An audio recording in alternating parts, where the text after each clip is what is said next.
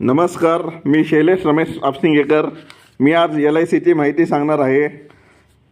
आयुर्विमा ही एखाद्या संस्थेने एका व्यक्तीच्या मृत्यूपश्चात आर्थिक भरपाई देण्याचे वचन आहे.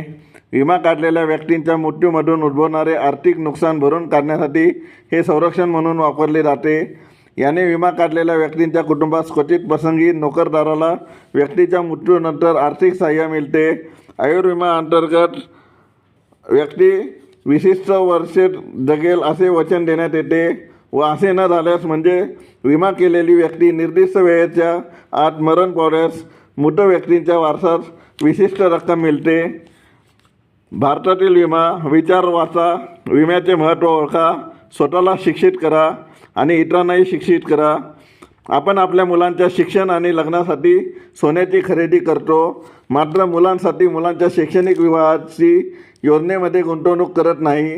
ज्यांना पाहून सुरक्षिततेची जाणीव व्हायला पाहिजे त्या विमा सल्लागारांना पाहून आपल्याला भीती वाटते. 130पेक्षा जास्त लोकसंख्येच्या भारतात फक्त 30 कोटी भारतीयांचा विमा घेतला आहे. तोही उत्पन्नाच्या प्रमाणात पुरेसा घेतला नाही.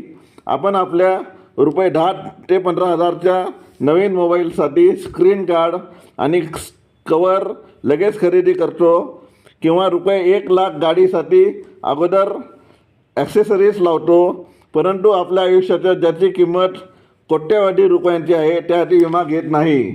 आपण आपल्या मुलीचे लग्न एका अज्ञात व्यक्तीशी करतो, परंतु आपण फार विचार करत बसतो. जेव्हा आपल्या परिसरातील विमा सल्लागार आपल्याला विमा घेण्याविषयी सल्ला देत असतो. LICचा विमा आजच घ्या, कदाचित उद्या उशीर झाला असेल.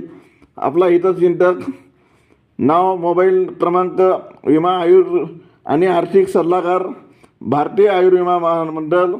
वाचा, काळजीपूर्वक ऐका आणि समजून घ्या. माझ्या YouTube चॅनलला, व्हिडिओला लाईक, शेअर, सबस्क्राईब करा आणि कृपया व्हिडिओ कसा वाटला कमेंट बॉक्समध्ये कळवा.